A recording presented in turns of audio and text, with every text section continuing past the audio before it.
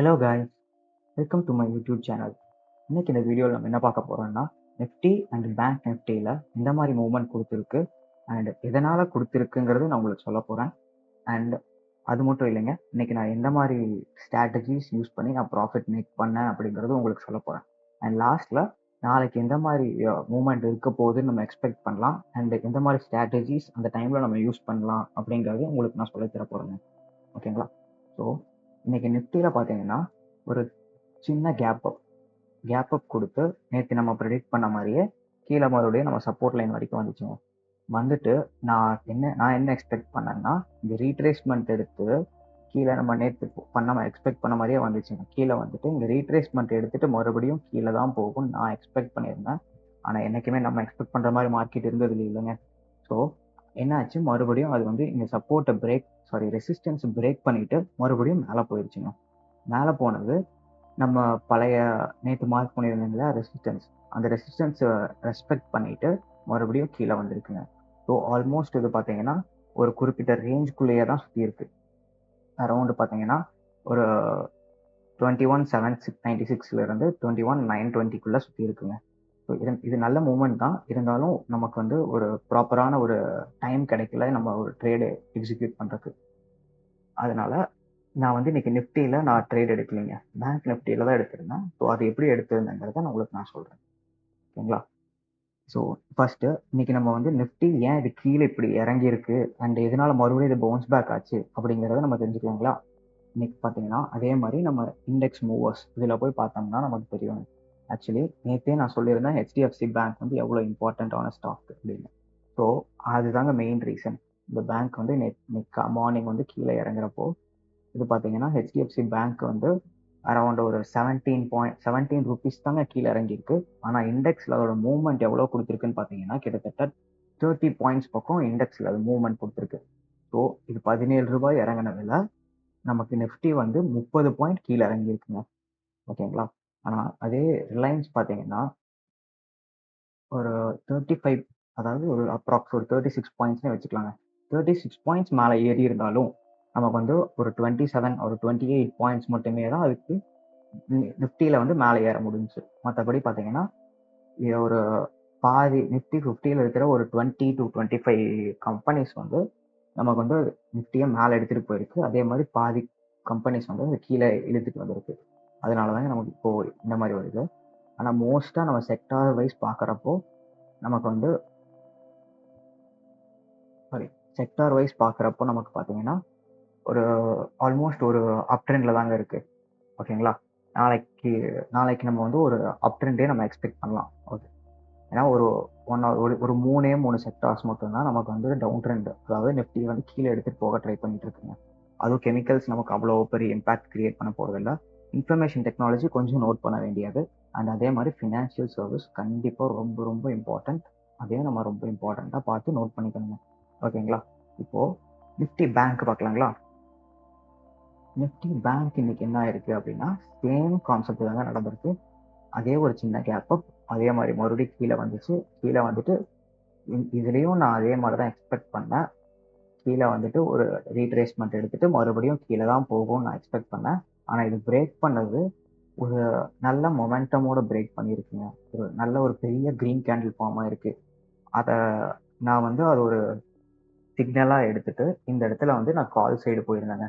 அதாவது இந்த candle form ஆனதுக்கப்புறம் இங்கே எடுத்து நம்ம நெக்ஸ்ட் சப்போர்ட் வரைக்கும் பார்த்துக்கலாம், போகட்டும் அப்படின்னு விட்டுருந்தேங்க.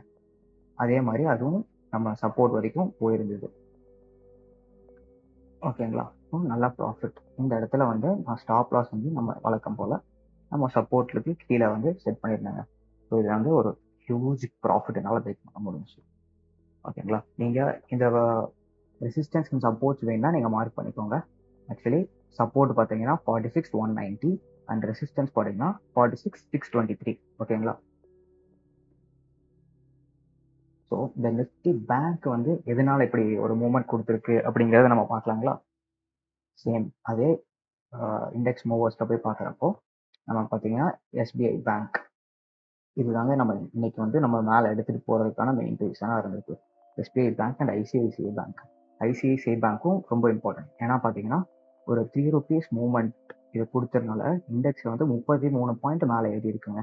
அதே எஸ்பிஐ வந்து 12 பாயிண்ட் ஏறினதுல 95 பாயிண்ட்ஸ் ஏறி இருக்குங்க. ஓகேங்களா. ஆனால் நான் எப்பவும் சொல்ற மாதிரி ஹெச்டிஎஃப்சி பேங்கோட பார்த்தீங்கன்னா வெறும் 17 பாயிண்ட் தாங்க அது கீழே இறங்குச்சு. ஆனால் அந்த இண்டெக்ஸில் பார்த்தீங்கன்னா 144 பாயிண்ட் அதை கீழே எடுத்துகிட்டு வந்திருக்கு நிஃப்டி பேங்கை. ஓகேங்களா. ஸோ அதனால தான் இந்த ஹெச்டிஎஃப்சி பேங்க் வந்து ரொம்ப இம்பார்ட்டண்ட்டான ஸ்டாக்கு. அதை நம்ம பார்க்கணும்னு நான் அடிக்கடி சொல்லிகிட்டே இருக்கேன். ஓகேங்களா. ஸோ இப்போ நம்ம எதனால இப்படி ஒரு மூவ்மெண்ட் வந்துச்சு, இன்னைக்கு என்ன ஆயிருக்குங்கிறத பார்த்தோம் இல்லையா. சரி, நாளைக்கு நான் எந்த மாதிரி நம்ம எக்ஸ்பெக்ட் பண்ணலாம் அப்படிங்கிறத நான் இப்போ சொல்கிறேன். நாளைக்கு ஆக்சுவலி நம்ம நிஃப்டியில் பார்த்தோம்னா ஆல்மோஸ்ட் ஒரு க்ரீன் ட்ரெண்டில் தாங்க இருக்குது. ஸோ நம்ம நல்லாவே ஒரு அப்வர்ட் மூவ்மெண்ட்டை நம்ம கன்ஃபார்மாக எக்ஸ்பெக்ட் பண்ணலாம். எப்படியும் ஒரு சைட் பேஸ்லேயே ஓப்பன் ஆனாலும் சரி, கேப் அப் கொடுத்து ஓப்பன் ஆனாலும் சரி, நாளைக்கு இந்த சப்போர்ட்டை வந்து இந்த ரெசிஸ்டன்ஸை வந்து கன்ஃபார்மாக எனக்கு தெரிஞ்சு பிரேக் பண்ணிடுங்க. இது பிரேக் பண்ணிச்சுன்னா நம்ம இந்த இடத்துல ஒரு லாங் பொசிஷன் போகலாம். இந்த இந்த இந்த ஏரியாவில் நம்ம லாங் பொசிஷன் போகிற மாதிரி இருக்குங்க. ஓகேங்களா. நல்லா நோட் பண்ணிக்கோங்க. இதோட ரெசிஸ்டன்ஸ் பார்த்தீங்கன்னா 21,920. இந்த ரெசிஸ்டன்ஸை பிரேக் பண்ணுச்சுன்னா நாளைக்கு வந்து ஒரு ரீட்ரேஸ்மெண்ட்காக வெயிட் பண்ணலாம். இல்லை ஒரு சில டைம் அப்படியே கூட மேலே போகும். ஓகேங்களா. ஸோ இந்த இடத்துல வந்து இந்த ரெசிஸ்டன்ஸ் பிரேக் ஆகுதா இல்லையான்னு செக் பண்ணிக்கோங்க. நாளைக்கு கன்ஃபார்மாக எனக்கு தெரிஞ்ச வரைக்கும் என்னோட நாலேஜ்க்கு இது வந்து கன்ஃபார்ம் மேலே போகிறதுக்கான சான்சஸ் வந்து ரொம்ப அதிகமாக இருக்குங்க நிஃப்டி. ஓகேங்களா. ஸோ இந்த மாதிரி ஸ்ட்ராட்டஜிஸ் யூஸ் பண்ணுங்க. அதே மாதிரி இன்கேஸ் நம்ம சொல்ல முடியாது, ஓவர் நைட்டில் என்ன வேணால் நடக்கலாம். ஸோ அதனால நமக்கு வந்து நம்ம சப்போர்ட் இந்த இடத்துல 21,796 சப்போர்ட் இருக்குங்க. இன்கேஸ் அது வந்து கீழே கேப் டவுன் கொடுத்து ஓப்பன் ஆகுது அப்படின்னா இங்கே சப்போர்ட் எடுக்குதான்னு நம்ம செக் பண்ணலாங்க. சப்போர்ட் எடுத்து மறுபடியும் மேலே போகிறதுக்கான சான்ஸ் நிறையாவே இருக்குது. இல்லை சப்போர்ட்டை பிரேக் பண்ணிருச்சு, என்ன பண்ணுறது அப்படின்னு பார்த்தீங்கன்னா ஒன்றும் பிரச்சனை இல்லைங்க. ரீட்ரேஸ்மெண்ட் எடுத்துட்டு மறுபடியும் கீழே வரும். ஏன் கீழே வரும்னு சொல்கிறேன்னு பார்த்தீங்கன்னா ஓவரால் ட்ரெண்டு பார்த்தோம்னா நமக்கு வந்து ஆல்மோஸ்ட் ஒரு டவுன் ட்ரெண்ட் தாங்க. ஆல்மோஸ்ட் இல்லை, நல்லாவே ஒரு டவுன் ட்ரெண்டில் தாங்க இருக்குது. ஸோ அதனால டவுன் ட்ரெண்டும் நம்ம எக்ஸ்பெக்ட் பண்ணலாம். ஓகேங்களா. ஸோ நெக்ஸ்ட்டு இப்போ நிஃப்டி பேங்க்கில் பார்க்கலாம். நாளைக்கு எந்த மாதிரி ஸ்ட்ராட்டஜிஸ் யூஸ் பண்ணலாம். நிஃப்டி பேங்க்குமே ஒரு அப்வர்ட் ட்ரெண்டுக்கு தான் வந்துருச்சுங்க. ஒரு சைட்வேஸ் இங்கே பார்த்தீங்கன்னா நேற்று இப்படி தான் இருந்துச்சு, இன்னைக்கும் இதுக்குள்ளே தான் இருக்குது. டே பிஃபோர் எஸ்டர்டே பார்த்தீங்கன்னா இங்கே மார்க் பண்ணி காட்டுறேன் பாருங்கள். இந்த ரீஜனுக்குள்ளேயே தாங்க இருக்குது. ஆல்மோஸ்ட் ரொம்ப நாளாகவே ஒரு 4 டேஸாக இந்த ரீஜனுக்குள்ளே தாங்க இருக்குது. ஸோ இதை பிரேக் பண்ணுறதுக்கான சான்சஸ் வந்து நம்ம எக்ஸ்பெக்ட் பண்ணலாங்க நாளைக்கு. ஓகேங்களா. நாளைக்கு பிரேக் பண்ணிச்சு அப்படின்னா அதே மாதிரி இந்த ரெசிஸ்டன்ஸ் லெவலில் என்ன பண்ணுதுன்னு பார்த்துட்டு ரெஸ்பெக்ட் பண்ணிட்டு கீழே வந்துச்சுன்னா இன்னைக்கு டவுன் ட்ரெண்ட் கண்டினியூ ஆகுதுன்னு அர்த்தம். ஏன்னா ஓவரால் டவுன் ட்ரெண்ட் கண்டினியூ ஆகுதுன்னு அர்த்தம். இல்லை இதை வந்து பிரேக் பண்ணிருச்சு அப்படின்னா கன்ஃபார்மாக சொல்கிறேங்க, இது வந்து ஒரு நல்ல ஒரு அப்வர்டு மூவ்மெண்ட் கொடுக்கும் நாளைக்கு. ஓகேங்களா. ஸோ இதை யூஸ் பண்ணி நீங்கள் வந்து நாளைக்கு ஒரு ட்ரேட் எடுத்து நல்லா ப்ராஃபிட் மேக் பண்ணுங்க.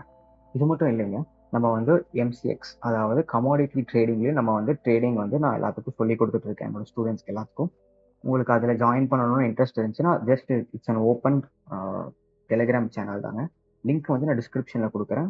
நீங்கள் வந்து விருப்பம் உள்ளவங்க அதை ஜாயின் பண்ணிக்கோங்க. என்னோட ஒர்க் அதில் எப்படி இருக்குன்னு பாருங்கள். பார்த்துட்டு உங்களுக்கு பிடிச்சிருந்துச்சுன்னா சொல்லுங்கள், நீங்களும் இதில் ட்ரேட் எடுத்து பாருங்கள். ஓகேங்களா. ஃபஸ்ட்டு பேப்பர் ட்ரேடிங் ட்ரை பண்ணுங்கள். எடுத்தோடனே நம்ம வந்து மணி இன்வெஸ்ட் பண்ணி நீங்கள் பண்ண வேண்டாம். ஓகேங்களா. தேங்க்யூ ஃபார் வாட்சிங். இந்த வீடியோ பிடிச்சிருந்துச்சுன்னா லைக், ஷேர், சப்ஸ்கிரைப் பண்ணுங்கள். Thank you so much. Take care. பாய்.